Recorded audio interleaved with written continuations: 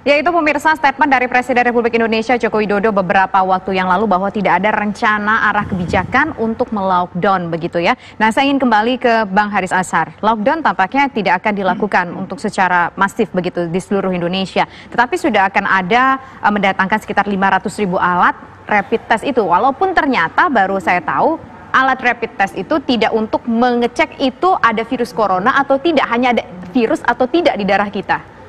Itu kan alat ngecek, terus alat ngobatinnya, ya kan, itu satu. Yang dalam beberapa kasus orang disuruh pulang, gitu, ya kan.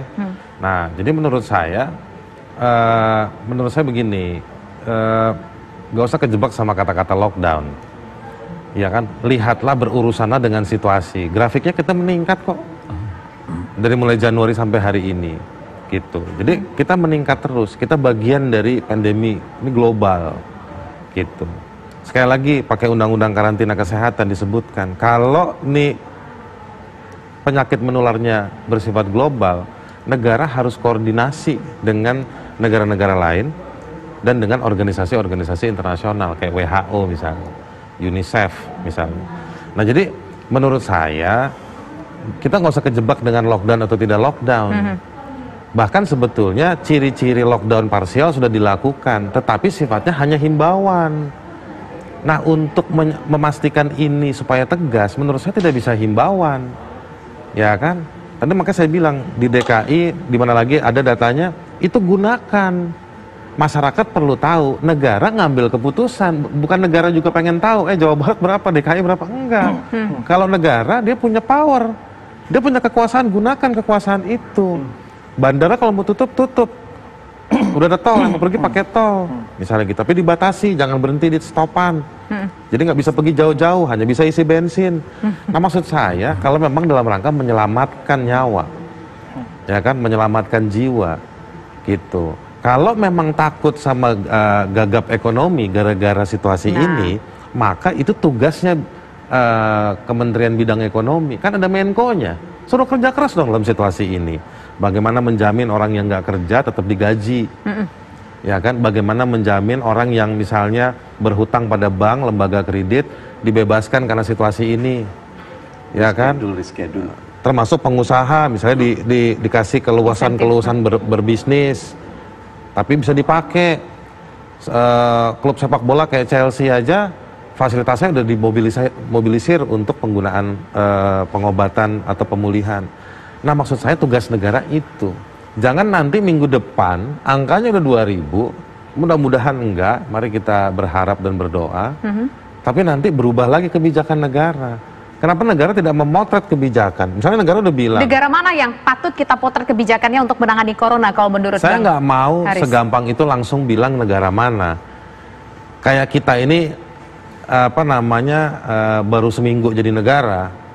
Kita punya keluar duit udah banyak di APBN, kita punya banyak menteri, punya banyak aturan. Tapi kalau bisa kita lihat dari beberapa yang menangani, yang mana yang patut kita apresiasi? Semuanya diambil pembelajarannya, nggak bisa plek-plekan ngambil ke sana. Itu juga yang mau saya bilang, kita nggak bisa hanya pakai menggunakan thermal saja. Ada orang yang sakit, badannya baik-baik. Pemain LA Lakers misalnya, olahragawan, ya kan, pemain Juventus, semua mereka sehat-sehat aja. Idris Elba baik-baik aja, jadi masih bisa foto. Dia jadi carrier. Jadi maksud saya mau bilang, kita bikin berlapis-lapis, ya kan, komprehensif.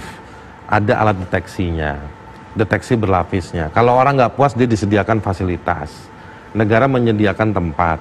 Kalau misalnya mau di lockdown, mau menyendiri di rumah, ini panduannya, ya kan. Tapi negara juga memastikan bahwa daerah itu suplai sayur ada, ya kan. Informasi tetap jalan. Jadi semua mobilisir, ya kan, dimobilisir semuanya. Nah, nanti ada kecenderungan, di peraturan perundang-undangan disebutkan kalau memang ada kecenderungan, maka dilokalisir wilayahnya, gitu, ya kan, dilokalisir wilayahnya, RT-nya diberdayakan, RW-nya diberdayakan, rubah mereka tugas-tugas untuk PKK-nya, tugas apanya stop, kerja semua mobilisasi. Ini waktunya bergerak secara nasional. Leadernya siapa? Pemerintah pusat. Jangan cuma himbauan. Presiden. Pagi, siang, sore, malam. Oke, baik. Apalagi besok Jumat katanya nggak perlu ke masjid. Nggak perlu. Hari Minggu nggak perlu ke misa, gunakan waktunya untuk mobilisir. Oke, baik. Nah, maksud saya itu ada kesempatan untuk negara menunjukkan bahwa dia adalah negara. Oke, baik. Itu adalah poin-poin masukan dari Bang Haris Azhar. Bagaimana menurut Mas Dhani? Ya, masukannya secara substantif itu memang masukannya fundamentalnya benar, Mbak. Nah, hanya saya concern kita kepada sudah dilakukan juga makna daripada lockdown itu. Makna lockdown itu kan istilah kerennya dari karantina wilayah. Kita fokusnya kepada undang-undang aja deh, Undang-Undang Nomor 6 tahun 2018 itu kan karantina wilayah ada, karantina wilayah, karantina rumah sakit, kan begitu undang-undangnya. Dan itu ada hak dan kewajiban, tugas dan wewenang pemerintah sampai dengan pemerintah daerah di dalam masalah karantina wilayah. Dan sekarang ini posisinya sudah social distance sebagai putusan yang terbaik.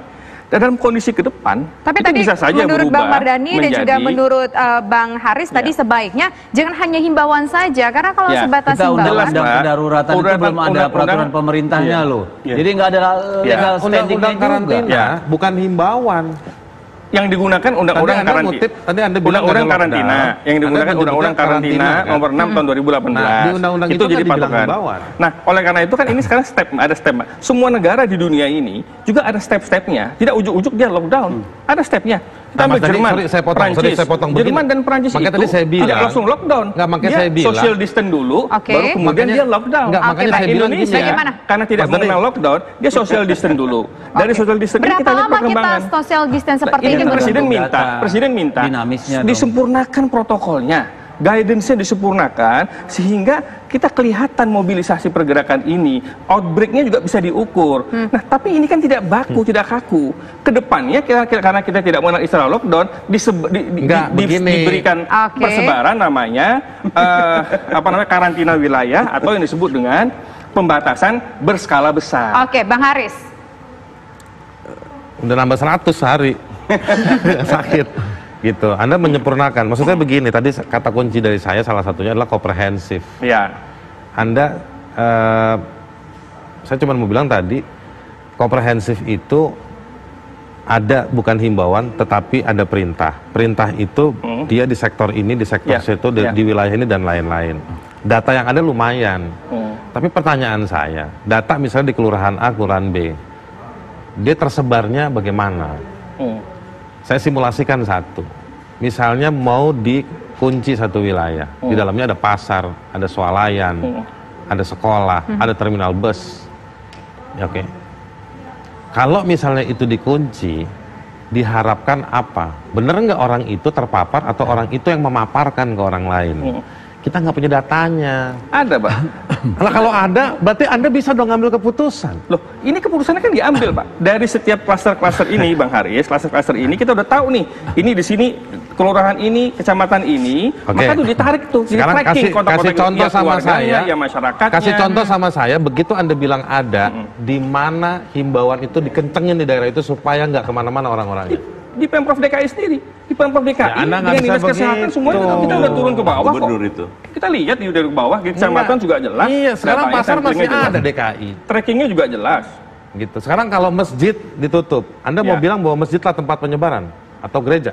Enggak, kita kan nggak Ya, bilang makanya gitu. Anda Cuman kasih tahu. ini kan himbauan ini berlaku karena ada Mungkin ada kondisi wilayah per berdesakan. wilayah begitu? Posisi terdekat kan menurut SOP-nya jaraknya harus 1 meter, ya kan 1. Dan kalau kita bertumpukan, apakah itu bukan cuma di masjid, ya di transportasi umum juga Begini, demikian. kalau misalnya cuma kasih himbauan sama si manusia tiap manusia, jarak 1 meter, ya kan? Ya, Nggak ada sanksi. Apalagi Ya. social distancing, Ya. jaga jarak, Ya. ya gitu. Insya Allah kayak begitu kita buka, kalau kita bisa bahasa Ya. Pastun, kita buka web di Iran Ya. juga udah ngasih tahu. ya.